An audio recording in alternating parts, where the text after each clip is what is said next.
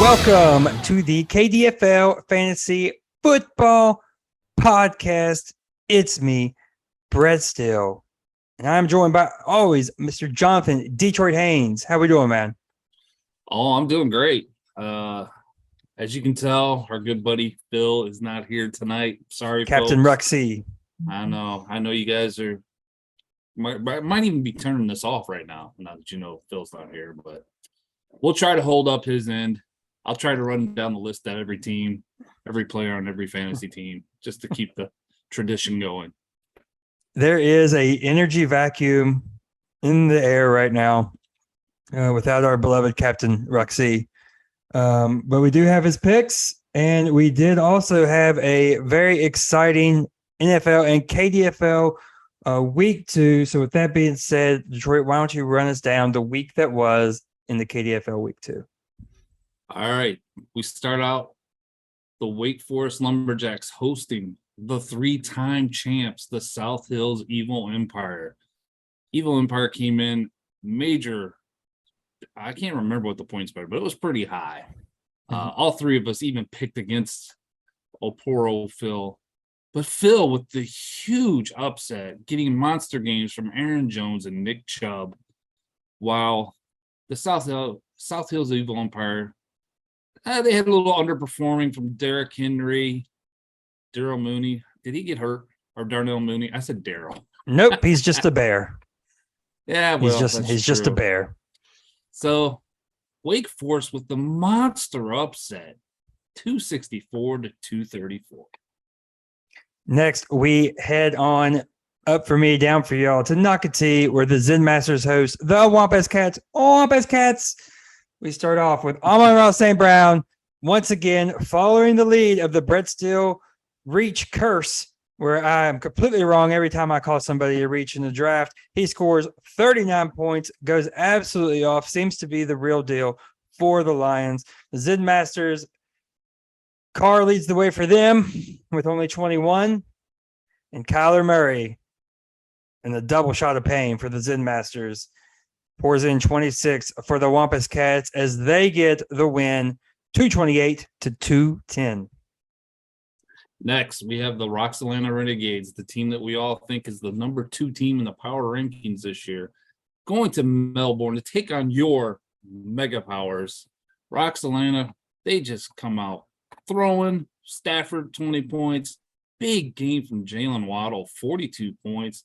Tua, 43 points. Who would have thought it? Who would? Well, going over to looking at the Melbourne Mega Powers, this team is just cursed when it comes to quarterbacks. Trey Lance. God. Poor Trey Lance. Oh, gets hurt. 2.5 points. You're already out without Dak. We won't even mention the quarterback that's been suspended. Not a good week for the Melbourne Mega Powers. They go down 267 to 229. Oh, more on Trey Lance in a moment. But now we go to possibly the saddest thing of the week besides Mr. Lance. We go to the Kanawha County Kings being hosted by the Dogtown Dobermans. Josh Allen continues his red-hot start to the season with 34 points. Jacoby Myers, a nice lone bright spot for the Kanawha County Kings with 19. Rashad Bateman scores a long teddy for 21 for the Dobermans. And if we always say the curse of the defensive player being your top scorer is a sign of a team on hard times, let me tell you what, a kicker being your top 3, like Evan McPherson was for the Kings with 13, has got to be the death knell of all death knells as the Kings lose 154. I don't even know it's possible to 233. Dobermans win. Yeah, we'll have to figure out where that ranks in the history of low scores. But next, we have the Polka Pharmacists traveling to Marmet, the team that was in the championship last year, came in second place. They got out to a rough start, 0-1, trying to get back on track. They got a big game from Tyreek Hill, 43 points. Baker Mayfield, I don't know what's going on with that guy. He only scored 14. I think he's not looking very good in Carolina. Not that he looked good in Cleveland. Polka got a huge game from Diggs, 45 points, and they pull off the slight upset to send the Marmot Mid-Riders to 0-2 on the season. Finally, our game of the week has the Cross Vegas Gamblers hosting the Elkview River Rats. I mean, so far it's Carson Wentz season, boys. He pours in 30 points again in this young season. Lamar Jackson has the game of his life with 46, including the 80-yard touchdown run. Devin White, 25 points of his own, and the Gamblers are just too much for the River Rats and Company as they win this game of the week, 243-221. That is it for your KDFL Week 2. All right. Woo. So, interesting stuff. Of course, you heard in Mega Power Land, Dak breaks a finger week 1. Trey Lance breaks his ankle. Unbeknownst to him, he didn't even know if you watched it. He didn't even know he broke it. He gets up and tries to stand and whoop, can't do it. I mean, I hate, believe it or not, and everybody believes me. I don't like talking about my teams and my stuff too much, but I mean, I see that people aren't worried long-term for Trey Lance. I am terrified. No, I am. I'm on that boat now. I mean, what if Jimmy does what he's supposed to do? And this team, he'll take you to an NFC Championship again, and then you just move on. I'm more of even if it's not that. I'm thinking about he barely played that last year. He played one game at his college the last season. Missed last year. He's gonna miss this year. I mean, he didn't really miss last year, but you know what I'm saying. Only got in for a couple games. He just he's not getting the time. Not getting the time, and I mean, not to be overlooked that he did get hurt in a game that he was in last year. Broke something, finger, something. I don't know. But yeah, it's red alarm bells in Melbourne right now with the Trey Lance pick, and not because of his skill. I mean, the fact that this is the same injury Dak had, and Dak hasn't been comfortable running it for quite some time. And Lance is, in my opinion, I mean, it's why I drafted him. He's going to be way more dependent on his leg than Dak even was. I mean, we're looking more of like a Lamar situation or a Hurts situation where his points come primarily from his mobility. So it's red alarm bells right now in Melbourne, just on the Trey Lance front. I mean, we do have 3 quarterbacks. When one's abiding by the law and the other one doesn't break his hand, we're supposed to. That's the funniest thing. Remember the Trey Lance rant about drafting him was, I've had to deal without having 2 quarterbacks forever. I'm solving that problem for now. Week 1, week 2. Remember, Cooper Rush is leading the team. Oh. Cooper. I mean, who's your other quarterback? Do you have another one?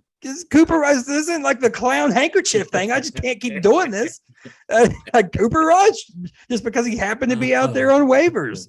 Amazing to me that he was even out there. Else we'd be slot open. The only other thing I have, and I'm not going to go too hard in on him right now, but Shanahan, he is freaking me out. I saw people blaming him for Lance getting hurt because he ran. Like, no, I don't go there.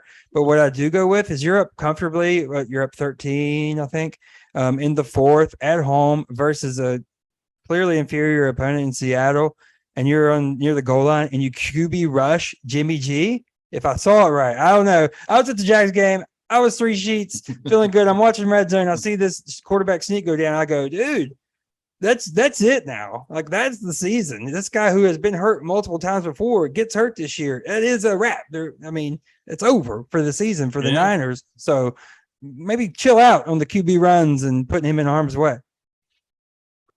I don't know. I didn't see a lot of that game. Honestly, I didn't see any of that game. It wasn't much of excitement. I mean, they seemed, and also the thing about me, they seemed very happy for Jimmy in the game. The rest of the Niners, so a little freak out there. I just want to mention, what is with you going on week 2 every year and watching Matt Ryan throw 3 interceptions, dude? That's all right, years. This is going to be a segment to be named later. I'm putting it on in the file right now just to be. But we might have to have some ceremony, and I'm not going to allude any more to it. You'll see it when it happens. But it's as clear as this, dude. He's not mobile. He never has been. I mean, that's always been No, it's not mobile. No Pittman is a humongous deal. Yeah, absolutely humongous. No Alec Pierce, which we don't know what Pierce is going to be yet, but no Alec Pierce, he was out with, I mean, literally no weapons. They didn't go to Taylor. Like Taylor might have had his worst week of the season. Well, Taylor might have had his worst week of the season. Right there. They didn't go to him.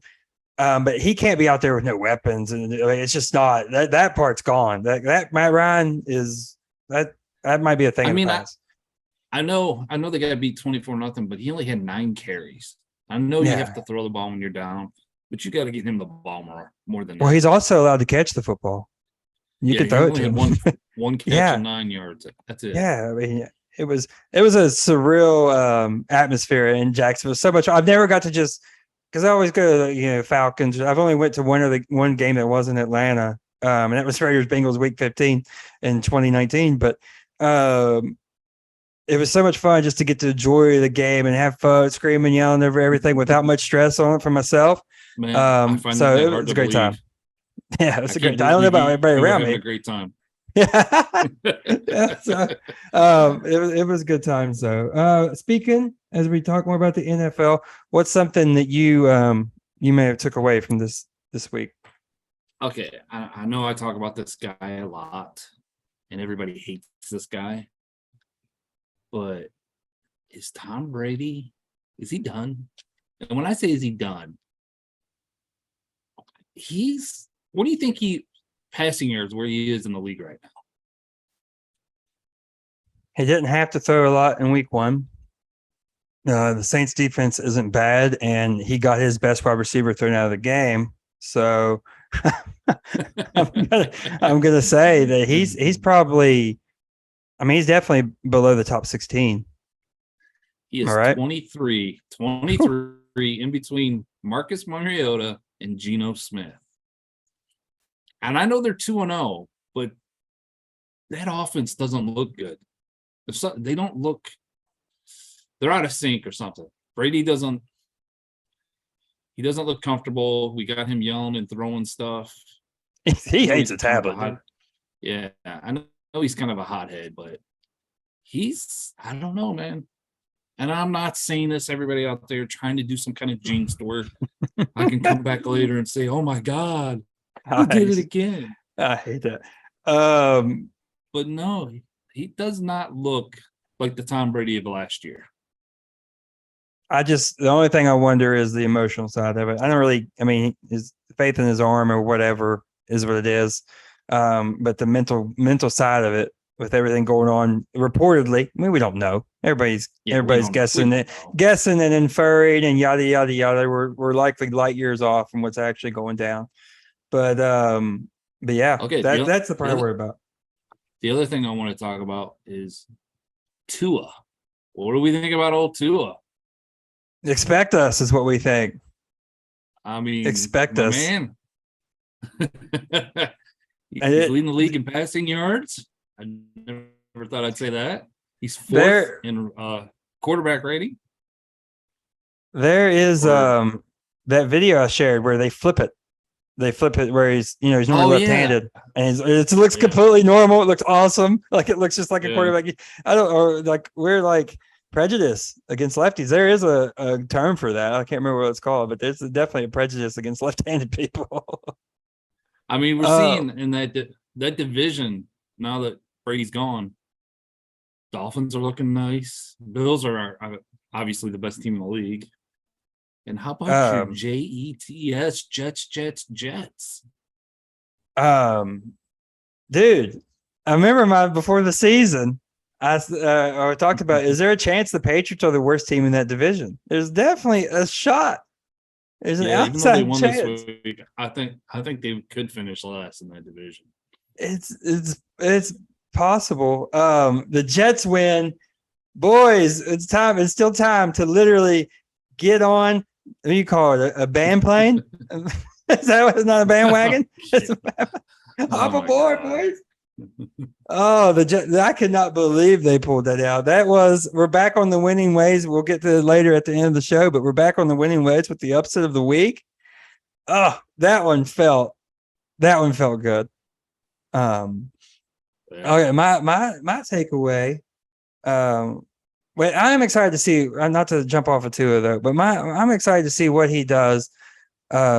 Because I kind of got on his side. I never had much faith in him. When I was at that game last year, the fan base, this is the Falcons Dolphins, the fan base was absolutely done with him. They were all wanted Watson. Like they dropped to 1-7. Of course, then they come to have that run back, that run of games where they bring it back.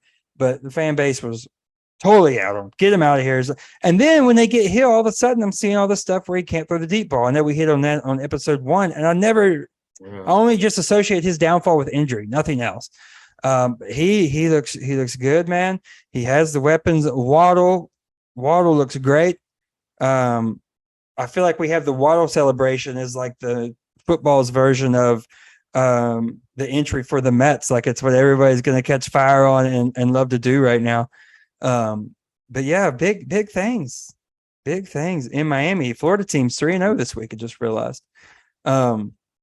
My takeaway is that the NFC, I can make a case against the Rams, against the Bucks, against the Saints, against the Cowboys, against the Packers, against the Eagles. I know it sounds stupid right now, but I can make a case against all of them having no shot at winning any type of Super Bowl.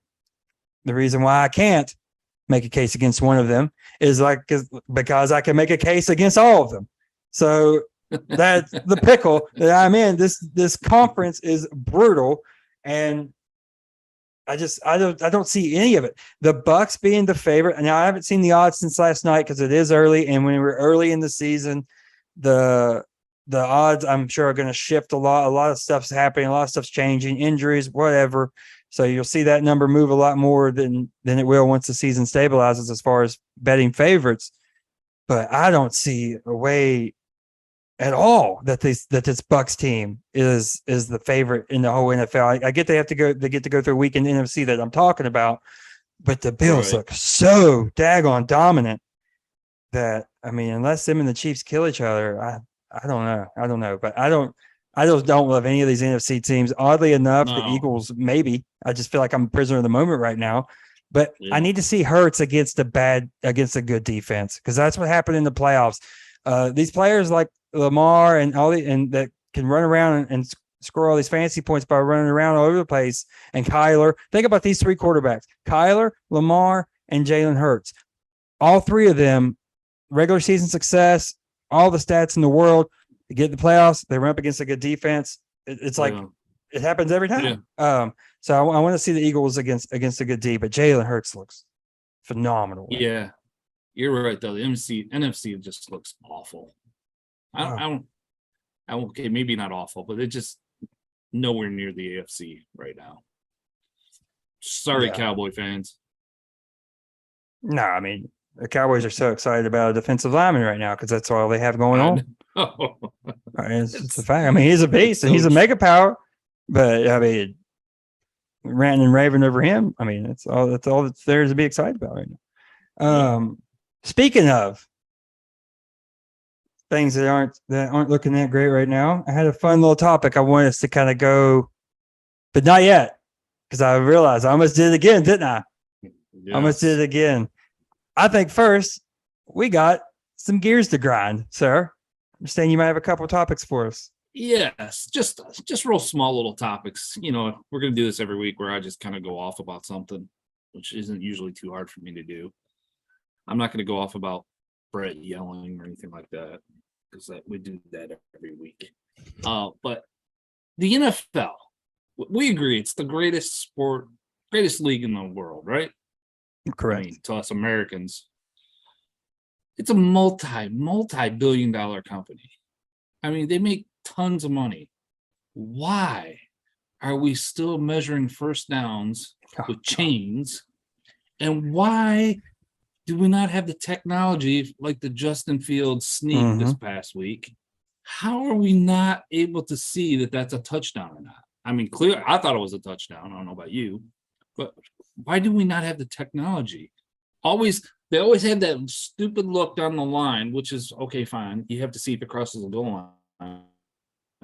But if someone's standing on the goal line in front of the ball, you can't see it.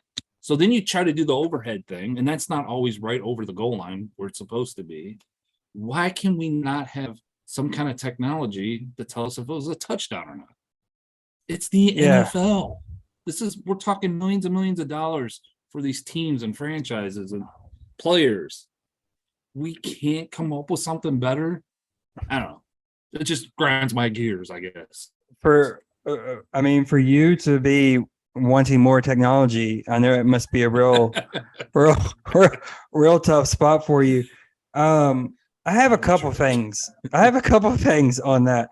I know everybody wants to chip in the ball. I'm assuming that they can line that up with the time, because the chip in the ball, I mean, he could just get in after or already be down. So, right. I mean, that's one thing I was always wondered about that. Yeah. You're right. Also, because of this, was he in or was he not? This has always bothered me. I think we've talked about it before. I want, if we're going to, like, when they just let a play go, I think I've talked about this too much, but when I'll get over it real quick. When they just let a play go because they'll just review it, that's fine. That's cool. But I need the evidence requirement to start at 0 on both sides. I don't need to see indisputable that it wasn't what you saw, because that's not fair that you let it go because you knew you were going to get another look at it. So I need it to start like, you haven't seen the play at all. Call what you think happened. I would like it if they brought in a third party or something, didn't see everything. Here's what happened. What would you call this? And that's it. I'm kind of with you. It was ruled this on the field. And so now I have to get overwhelming, indisputable evidence when you wouldn't have done that if you didn't have these cameras. Well, right. If it would have been reversed and it was ruled a different way, then it's right. It's 100% going to bite me in the butt one day. So, yeah. As for like marking the first downs, it drives me nuts too, because if you ever notice during a game, if the player falls within like a half a yard or a foot away, the referee always rules, or the line judge rules that it's a first down. Have you noticed that?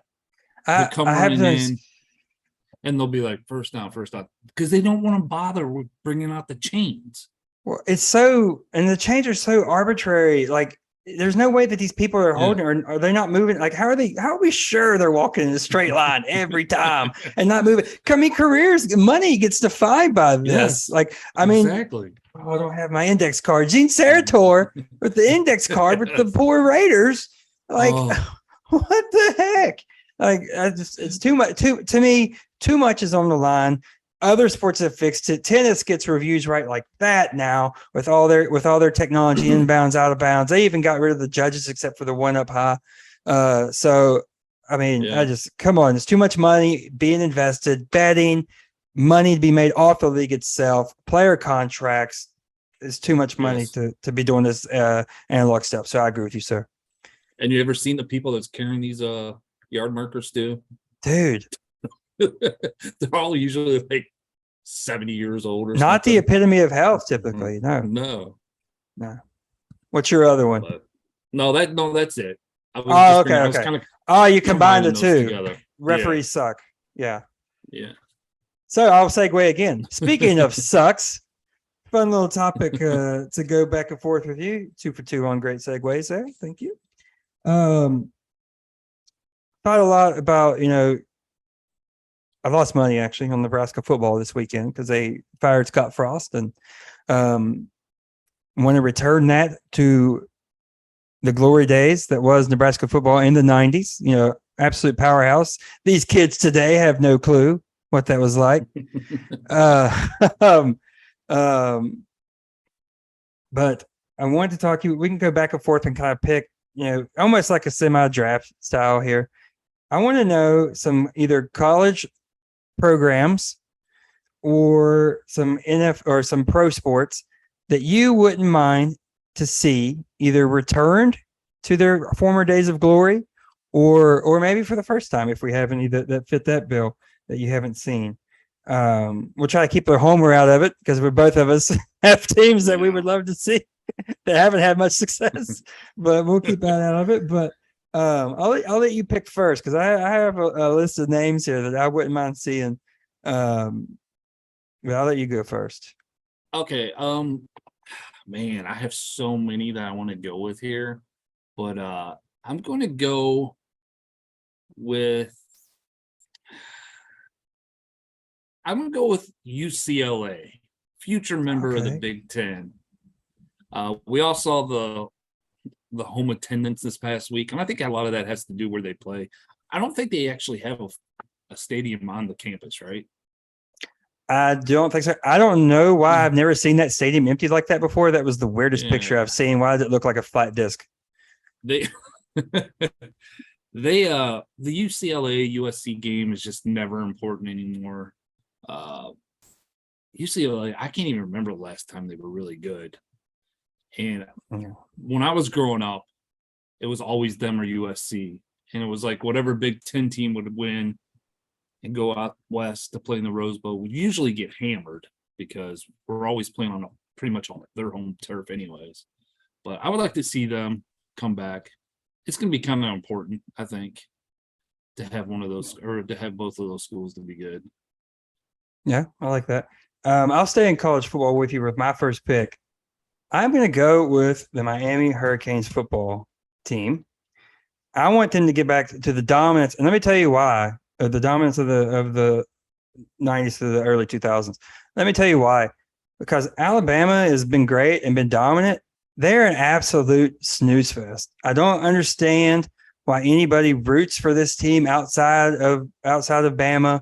They're so boring, nothing flashy. Saban is just, blue collar, get it done, coach. Nah, man, I want the good bad guys, the guys that are partying it up in the NIL world. You're telling me the Hurricanes back in the day, if they could just get unlimited money on the level? Are you serious? What these? Oh my gosh. So I want to see the Miami Hurricanes, not because I like them. I don't, but a lot of these I want to see good again, or because I want a good villain back. Miami Hurricanes, my first pick. I like it. All right, my second pick. I'm going to go outside of football. Probably the only one that's going to be watching this that would actually care about this subject is probably Tim McCarthy, because he's my fellow hockey insider. I don't want to say insider, but I'm fan. And that is the Toronto Maple Leafs. I feel so bad for this franchise. They haven't won a cup since 1967. They have the biggest fan base in hockey, especially in Canada. I mean, it's crazy. And they live and die it. Can you imagine if that team was actually able to host the cup? Yeah. They might burn that city down. Yeah, I'm with you. Yeah. I just love the original six. Anytime those teams are good, like my Detroit Red Wings, it's really good for hockey. So I would like to see someone like them come back to glory or have some kind of success, at least win a first round series. I would put myself, as far as how the KDFL goes, I'd put myself third in the hockey, the love of hockey in the KDFL. Definitely you and Tim up there 1-2, but I've really taken to it. Nothing like playoff hockey. Go Knights go, even though it looks terrible right now. The future looks grim, but yeah, I love Maple Leafs fans. It's been tortured. They're almost like the Bills of hockey in a way. Absolutely amazing fan base that supports no matter what and doesn't get the love back from the team. Bills as of recent, but obviously we know the Bills history. Which one do I want to go with here? All right, since I went good bad guy last time, I'm just gonna go good guy, and it's a team that I just want to see be good, just because I like their name, I like the history of when we were little, and that is the Seattle Mariners. It's been a horrible 20 to 25 years. I want the days of Griffey back, man. I associate him obviously with that franchise. But Seattle Mariners, and I know they're in the last wild card spot right now, so we're going to get to see some Seattle baseball in October. I'm hoping. I mean, they're up 5 games. Surely that's enough with this. I just cursed them, didn't I? Surely that's enough with this many games left. But yeah, I'm excited. I want them to be good. I want them to get a powerhouse. I know they have that young stud, that Rodriguez or whatever. So yeah, Mariners. That's a feel good pick. Chicken soup for your soul, right there. I like it. I'm gonna go back to college with my next one. And I can't believe I'm gonna say this because I despise this team. I despise their colors. I despise the conference that they play in. But that is the Tennessee Volunteers. That's a good one. Remember when they were winning championships? They were always good. It was always them in Florida. Feels like Now 98. Yeah, now it's Georgia and Alabama, and that's it. That's all we hear about in the SEC. I'd like to see somebody come up and especially in that East. I know the Bulldogs are good now in the South in that East division, but for the longest time, it's all been a bit off the West, mostly because of Alabama, LSU, and Auburn's had some good years in there. But we need somebody else to kind of step up in that division. And I'd like to see Tennessee, even with that stupid, annoying, "Oh, Rocky Top." That's a good song, man. You know what's funny is Tennessee was my original school I liked outside of West Virginia in junior high and high school. And you know what, everybody? I know he mentioned Tennessee and Florida, and Detroit just always likes in these happy accidents. Do you know that is the game this week? Yes, because I knew game day. Okay. Yeah. So Tennessee is hosting Florida 11-20. So we're doing a little Gator chomp for my beautiful Gators now. Won a close one. That wasn't supposed to be close against USF this week, but yeah, so that should be fun to watch. I'm excited. I don't know how often in the last few years these two teams have been ranked when they played. It has not been a lot. There's no way. But we'll see. I like, because my first memory, it's so funny that we led in this segment with Nebraska, because one of my first memories of college football, when I was of the age where I started caring, like really caring, like less Rugrats, more actual sports, would be Peyton and Nebraska. And I remember thinking it was so cool, and so much passion he had to like have a cop by him to keep him from running on the field to play more, because they were like, dude, you got too much to play for. Stop. We're going to lose this game. That's like my first memory. I hope I'm not butchering that. I think I have that right, but I just remember that very detailed memory. So yeah, I love Tennessee. I love the checkered end zone and all that stuff. That's a great pick that I totally missed on. Nice job. Oh, thank you. People mark that down. Yeah, he never says that about me. I'm sure with my next pick, I'll just tear me apart. I'm gonna eviscerate. My next pick, I'm gonna go to the NBA, and again, we're going back to the villain side. New York Knicks. Oh my gosh, that was on my list. Was it? Yeah, that was on my list. New York Knicks, please be good. Like, it's the home of basketball, or whatever you say. They were good for like the first 10 games last season, and everybody with Randall come back play the year. And you even just got a little taste of how annoying those fans can be, screaming outside the garden, all that stuff. I was like, man, this would be awesome to have this big of enemy again. So it feels like it's been forever. Carmelo was supposed to be it. I remember the Allen Houston and Mobley days and all that. It's pretty well. New York Knicks, please. Nice.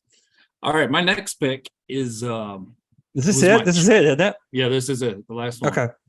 This was my favorite team as a little child, because it was my dad's favorite team. And we have quite a few of them in this KDFL league, and that is America's team. The Dallas Cowboys. No. Yes. Dallas Cowboys, baby. I actually still like them, and I secretly root for them. I did get mad at them the year that they took out the Lions in the playoffs over that stupid pick up the penalty flag. But talk about a franchise that everyone just loves to see struggle. It's the Dallas Cowboys. And yes, when they do well, their fan base is annoying. Actually, the fan base is annoying even when they're losing. But overall, when the Dallas Cowboys are good, it's good for the NFL. And I would like to see them be good again. Dude, Sorry, I'm like Papa Doc right now with the mic after Eminem says all the things. I'm froze, dude. I'm sorry. It was my pick. I had the whole rant. I was going to do this. When you started talking, if we would have been in person, I knew it wouldn't have messed you up. I would have done the skip. It's my turn. It's my turn. because that was the pick. Oh, the fan base is so brutal. At least it would be fun to have them get their heart ripped out over something that mattered once in a while. Yes. God, the Cowboys was definitely my pick. So I went evil good.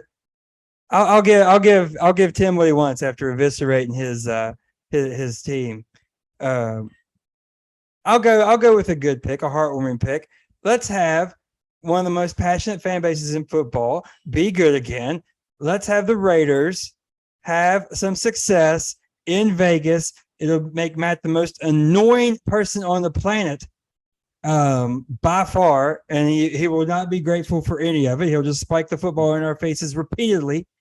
But I would love to see the fan base goes nuts. I mean, with outfits and everything on game day, by far and away lead in that, in my opinion. It would be cool to see a team, a professional football team in Vegas win. Shout out Aces, by the way. Nice. Yeah, I'll go. This is a completely shook pick, okay? Because I had the Cowboys. I had a whole rant. I was even going to possibly do a mic pull out. You know, the fans are craving for those now after I did that last week. But yeah, we'll go Raiders for a feel good pick to end this little draft. Awesome. All right. Nice. That was pretty good. There was a couple college teams I was going to mention too. Go ahead. Penn State and Florida. But I kind of touched on Florida when I did Tennessee. I was going to go a little homer if I did that, but I did think about them. I had USC football, a big villain train. Yeah. I had Indiana basketball, would have been a little bit of a plain pick, but I just, prefer them to be good. That was really it. Well, let us know who we missed. I mean, we only had 8 teams and there's a million out there, so I'm sure we missed a good bit. I'm sure they're going to tell us what we missed. Oh, yeah. But right now, tell us how bad our picks were. Right now, let's get to the KDFL Week 3 as the Mega Powers are crawling into the season. Did we start with them? I think we did. Right? I got to pull up the list here. Hold on, I had it. We were so flawless. Powers and gamblers. I thought so. My mind was telling me, oh, let's talk about this for a second. I think I've complimented our commish recently, so he's probably due for a little bit of a sliding. How in the world can you make me play the Gamblers in weeks 1, Renegades in weeks 2, and now the Gamblers in week 3? I sense a little bit of the touch of the lazy brush on the scheduling here, making me go back to back. Go ahead. I'm sorry. I feel like we jump on him a lot of times, just for nonsense. But this is one thing. The schedule needs to be fixed next year. I know it was generated because I played Eric week 1. Now I'm playing him again week 3. You got to mix that up. I know it probably takes a lot of time. Maybe it does. It can turn into a nightmare. Maybe have someone else go in and do it. I don't know, but you got to split this up a little bit. I would. Go ahead. I play Eric, Nick, Eric, and then I play Clark next week. I'm gonna be 0-4. So I mean, I would say that the reason why I like it to change up is the same reason why the NFL typically changes it up, which is because the teams could be in totally different shape when they come back around. But in my specific example, I've lost 66% of my quarterbacks since the first time that we played just 2 weeks ago. So I can't really say that too much. But yeah, overall, there's a lot of difference there. So with that being said, if we're going to have divisions, you got to make it to where you play division at the beginning and the end. There's got to be a way to do that. I just pictured the commish with the Michael Scott. Oh, he's screaming right now. Put your stuff in the complaint box. It's a trash can. He is screaming at us right now. You know he is. You know how much time that would take? Because I've gotten myself deep in the weeds with scheduling and messing everything up before. So I definitely know the concern if that's what it was. All right, let's start out though. Mega Powers. It's a month and a week out, but we're still getting out here served up like Thanksgiving to Las Vegas Gamblers. We'll give you Phil's pick after we do it. Go ahead, Detroit. You go first every time. Yeah, you're like a 30-point underdog in this. You got Brady going against Green Bay for him. I think Brady will have a better week. I don't know how much of a better week. His team is just, I don't know how to say it. I really like his defense, to be honest, on his team. I think his defense might actually be better than the offense. Yeah, I just said that. Yeah, no. Going with you, you're just struggling all aboard. So no aboard. offense to Cooper Rush and starting so Cage is your other offensive player. What do you want me to do? Poor guy. I'm sorry. You got a nice young little core there with Drake London and Dotson, Devontae Smith, but you're maybe a year or two away, probably 2. So I'm going to take the Las Vegas Gamblers. I got 40 points suspended right now, basically a week, in Watson and Ridley. It doesn't matter. Oh, yeah. Let's see. What are my daggone notes? Oh, yeah. Just in. Jerry Jeudy might be hurt, so it could be the Cortland Sutton show for the Gamblers. Nice little thing on that. Carson Wentz is absolutely on fire all of a sudden. So he gets a nice matchup, does he not? Yeah, he gets the Eagles, which I don't think as a pass defense are that dominant, despite what the rush looked like last night in Gauge 8. And I mean, 2 words. I mean, mega power with Cooper Rush. So, yeah, we'll go. And the reason why the Gamblers are always scoring high, nobody knows why. It's because they do have the best defense in the league, in my opinion. And that's why they're always in games. So, yeah, we'll go Gamblers over Mega Powers. Also, Phil went the Gamblers too. So got to make sure I do that each time. I'll do that on the lead in each time now. Thank you, sir. Next, we have the Kings and the Pharmacists, with Phil locking in the Pharmacists on this one. All right. When I first looked at this and I saw it's only a 12-point spread, I was kind of shocked because we got Polka's 2-0. The Kings are 0-2, and they scored a whopping 156 points or something last week. Then I noticed that Polka has Mike Evans still in their lineup, and he's suspended. Even with that, even if he didn't fill his spot this week, I think he's easily going to take down the Kings. Even though looking at Pharmacist's offense, it's really not that good, I don't think. Wilson, Carter, Zeke, Allen Robinson. All right, once you get down to Diggs and McLaurin and Waller, those guys are studs, but I still think that they'll win. Sorry, Tim. You might be the first one this team this year until you play me, maybe. There's no chance he goes winless, I don't think. But I don't know. I have notes sitting down here. Zeke might be borderline unplayable right now. I mean, you have to play him, especially if you somehow got hoodwinked by a leader of the league to trade a first for him. But I mean, 5.9 both weeks. So 10 for 52, 15 for 53. He didn't even get the goal line work last week. Pollard did. So alarm bells.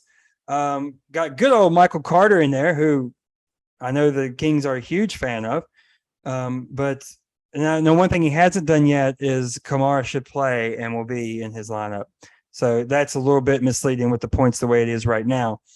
But what I have is Zeke borderline unplayable. Geno does get Atlanta, so that's usually been a hot spot for some teams for quarterback play. But Cousins gets Detroit, and whoever wins that game, whatever. But I think it'll be points. So I have written in the notes Pharmacists win, but so close. I was so ready until I saw the Kamara stuff, and then I saw Mike Evans appealed the suspension. I think it'll hold, but we'll see. But and Tim, Paris Campbell, it's time. let him free. All right, that's it. All right, next up we have the Lumberjacks taking on the Zen Masters. Phil goes with himself here. What say you, Detroit? Okay, this is an 8-point spread. The Lumberjacks are favored. Looking at his team, he does have Trevor going against the Chargers. I think the Chargers will score a ton of points, so I feel Trevor will be getting a bunch of garbage points. I feel the same way with his other quarterback, Matt Ryan. They're playing the Chiefs. The Chiefs are going to just score at will probably, so Matt Ryan's going to have to constantly throw to catch up. I like his running backs, Jones and Chubb. James Robinson. Can't say enough good things about James Robinson. Might have been the best trade in the history of the league. And his Masters, they're in rebuild mode. If it was up to the owner of that team right now, he would just forfeit every game. Probably he doesn't even care about this league. Wasn't that what he said? He doesn't care about winning right now. Oh, okay. He doesn't care about winning. Badly cares about the league. Yeah. But no. But I'm going to take Wake Forest. All right, look at this breakdown. As it is right now, this is the tightest spread, I believe. Only a 4-point spread right now. Derek Carr, I need to see a rebound game in Tennessee, my guy. I mean, he looked decent. He looked bad in week 1 with 13, 20 points. Still not enough for what you'd expect for him. I need him to be, 25 plus with the weapons he has. And it looks like Tennessee is susceptible to that. So I look for a good bounce back game from him. The running back matchups for the Lumberjacks are not great. Aaron Jones gets Tampa Bay. They've always been pretty stout against the run. Pittsburgh, with Watt out, though. The only thing is Pittsburgh can't go the other way. So who knows how much run Nick Chubb will get. I don't like James Robinson this week getting the Chargers, but he's, running back 6 on the year. And what do we do, boys? I'm just going to get ahead of this now. I want to sound ridiculous now because what in the world do we do if James Robinson outscores Derrick Henry in this year? It's week 2. It's obviously the long shot of long shots to happen, but Derrick Henry's not the beacon of health. And we didn't think James Robinson would come back like this from his injury either. But he's looked very solid, and that hurts on the other side, ETN in his run.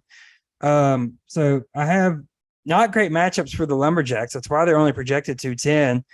But there's so many questions in Nocatee, and I badly wanted to pick them, but much to Tim's chagrin, I'm going to have to go Lumberjacks in this game.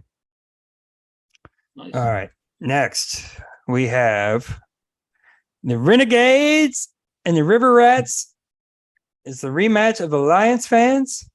Previous matchup won by the Renegades, 230 to 200. Phil has, because I forgot to look. Oh, he has the River Rats getting the dub. Yeah, my team is just, I don't know. I've got a bunch of running backs besides McCaffrey that are just like splitting time, like Darrell Henderson, Pierce. Obviously Burkhart. This is junk. Zach Moss, Singletary. So I don't have a lot of like real true number 1 running backs. Your running back rooms? Oh my gosh. And then like the two receivers I traded last year during the sell-off, Rondell Moore and Van Jefferson. Both of them have been hurt, haven't even played this year. That's a reason why I lost last week, was because out of 2 of my, from Valdez, Scantling, and Donovan People-Jones combined, I got 3.3 points. Love it. So my team's just, I don't know. Luckily, I have Lamar, but I don't think I have enough this week. I think the Renegades is going to get the sweep. And let's say, I want to talk about DeAndre Swift. Mm-hmm. I think he might be the best overall running back in the league. And I'm talking receiving, rushing. I think he might be. I have to see Taylor struggle more first, but all right. Well, you go. I know what you mean. Watch him struggle. I know what you mean. He stays healthy. I think he's a complete back. I think he's a stud. Eric's got Stafford and Tua. If Tua's the real deal, look out for the Roxalina Renegades. Tell you what. All right, you have the Renegades. Yeah. I have on my notes on this one. Can Jonathan Taylor bounce back versus Kansas City? Again, we talked about the unexplainable usage in Jacksonville. I think New England can contain, in big air quotes, Lamar. If any team can game plan properly, you would think it's a Belichick defense as best you can. I think Hill will get Buffalo's attention. So I think Waddle is looking good for some points. So I like the Renegades here as well. It's a close spread though. I mean, it's not it's not supposed to be a blowout anyway. Again, though, I know we sounded the alarm last week. What did he do last week? Let's see. You don't remember who I'm talking about. I don't know what you're talking about now. He had the same exact points. He pulled a Zeke, 3.9, 2 catches, 19 yards, Kyle Pitts. I don't know if it's Arthur. I don't know if it's Mariota. I'm thinking it's much the shock based on what Mariota's done in the past. It looks like it may be Marcus Mariota. He's been used to block a lot more. And Drake London's look good. But it's the system. It's the system keeping me down. I mean, I hate nobody wants to do this less than I do, but the alarm, like we need to see it now. We need to start seeing it, please. But all that being said, the Renegades are absolutely loaded. They are the KDFL podcast's darling this year. So yeah, we'll go Renegades. It's game of the week time. No. Wampus Cats, hosted by the Evil Empire. This is the semi-main. Sorry, this is the pre-main. Phil has, I believe, the Evil Empire. No, Phil has the Wampus Cats sending the Evil Empire to a losing record. Phil said, screw it, I beat him. Everybody can beat him. Oh, he knew he wasn't going to be on the pod, so he just decided to betray his leader here. Absolutely hate to see it. Go ahead, take it away with your prediction here. Yeah, South Hills Evil Empire was the only team in our league last week that was 1-0 that lost. And I'm going to take credit for that, or blame, whatever you want to call it, after my rant last week. I had almost said that the Evil Empire were going undefeated this year. And I was going to make that claim this week because I thought in my head, I was like, oh crap, I forgot to say it on the podcast. And sure enough, the Black Cloud was over South Hills this past week. But with that said, even though the Wampus Cats are 2-0, and their team's looking pretty good, if Pollard starts getting those carries and more playing time, it's going to be strong. St. Brown is a stud. I have to throw that in there because he's a Lion, but he really is a stud. But South Hills, they're going to bounce back. They're projected to have 276 points. That's the highest I think I've ever seen. It's insane. I don't know of one higher than that off the top of my head. Yeah, so I'm going to go ahead and just pick them. I'm like staring at this score, this projection right now, and let's see, what did my daggone notes say? Let's see, Kyler gets the Rams and a couple stats. Kyler has some pretty bad games against the Rams. He's played them 6 times. He has one game where he's had a QB rating over 100. And he has at least one interception in 4 out of 6 of those games against the Rams. We all remember the famous playoff game as well. And looking at this, Mahomes can come back and carve up Indy. The Evil Empire, it's just an absolute get-right game. I'm looking at these matchups. An underrated part of the Evil Empire, as I'm looking at it, he's got to be the only one with 2 quarterbacks inside the top 6 so far this year. And he has only 4 defensive starters outside of the top 10. That is like literally absurd. So, I mean, lightning in the bottle may have struck last week. It's not happening this time. I mean, and the Wampus Cats, credit to them, 2-0 start, great start for them. It's like a reality check game right now for them. Evil Empire. All right, game of the week. We have the Midnight Riders at 0-2, and you know what's funny right now? I always equate like pro teams to our teams. To the NFL teams, I'm sorry. Like, to me, I feel like I'm the Falcons. Not going anywhere this year. Might be in some games, may, rough some stuff up, but no, not going to do anything. Tell me that Mike is not the daggone Bengals right now. Super Bowl runner-up, 0-2 start, shaky quarterback play. we were switching from the Bills to the Bengals on this man, I think, in real time, but we'll see. The game of the week, he's being hosted by the Dogtown Dobermans. Phil with the Midnight Riders as his selection. Take it away, sir. All right, yeah, as you said, Midnight Riders coming off that championship game last year are now 0-2 to start the season, going into Dogtown, the up-and-coming team, 2-0. When you have Josh Allen as your quarterback, you're going to be in every game, I think, in this league. Joe Burrow is going to bounce back, I believe. Oh, man, I want to go Dogtown, but Phil might's due. I'm sorry, I'm kind of just doing this on the fly here. But Rodgers struggles, and he's going to be going against Tampa. Tampa's D is legit. Just talk yourself into it. Just do it. I don't believe in Baker Mayfield. Okay, I'm doing it. Dogtown Dobermans.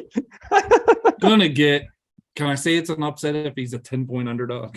Yeah, you said upset at 0.7. Both of you did. It was the craziest thing. I was like, thought I was losing my mind. Yeah, and I also want to emphasize the Dogtown Dobermans have been working the phone, so this roster may look a little different this week. Just saying. Check those call sheets. The line's been buzzing in Melbourne as well. Yes. Looking at this, let's see the notes here. I think it's potentially a great bounce back game for the Midnight Riders. I do think Burrow gets better this week. He gets the Jets, who are afraid of defense. But I look at the Midnight Riders, and I know Tampa, that's fine.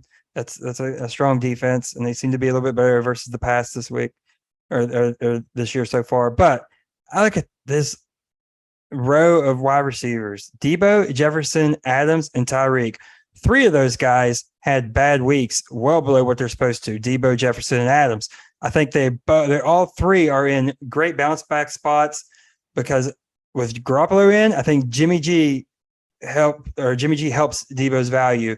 As far as how much they'll use him now, they can't take as much off of him as they wanted to when they had Mobile Lance in there. Jefferson just gets force-fed the ball like nothing I've ever seen. And Devontae Adams very much the same. And I mean, I look at this, and I am going to go for the Midnight Riders to get the win. Nice. There's the picks. Now, that's it. That's KDFL awesome. Week 3 predictions. Now, let's go. If you want to recap our are you ready for locks of the week? I'm ready for the locks of the week. I don't think I told everybody I'm here in Columbus, Ohio this week, so I forgot my notebook with all my picks and everything from the week before. But I know we all went 1-1 on these. Yes, we're doing a new point system, and you get 2 points if you get the upset, right? Right. 2 points if you get the upset because it's tough. Yeah. Yes, and then you get 1 point for lock of the week. So me and you both had the upset. So we're now for the season, we're both have 2. Phil has 1 point. Anyways, Phil's lock of the week is Chiefs Colts over 49.5, not 47. And his upset of the week is the Lions over the Vikings. My lock of the week is the Ravens -3 over the Pats. And my upset of the week is the Jets over the Bengals to send them 0-3 at home. And I don't have our Twitter handles and all that, so sorry, folks. Just look for us. And Brett, you suck. All right. On mine. Fly, Jets, fly. Oh, that could not have made me feel any better with them getting that upset last week. We're back on the winning train, like I said earlier. For my game, I didn't want to do this. I begged one of you guys to do this, but I have to do it. If this doesn't win, I will not pick not pick them. I will not pick a game with them in it the rest of the season. That's my promise. I don't understand why in the world the Falcons, after playing the Saints and Rams tough, are getting 2 points in Seattle. Give me the daggone cursed Atlanta Falcons +2 in that game for my lock of the week. For my upset of the week, I like the way the Texans fight. They fought harder against the Broncos. That was a loser for me too. I like the Broncos -10 there. Texans easily covered that. So give me the Texans in the outright win in Chicago for my upset. And I think I can do this. Follow the show at KDFL Podcast. Follow Phil at Phil Ruxy. Follow Detroit at John8374. And follow me at Brett Steele 2. And for Captain Phil Ruxy, for Jonathan Detroit Haynes, that is all for the KDFL Fantasy Football Podcast. And we will see you next week.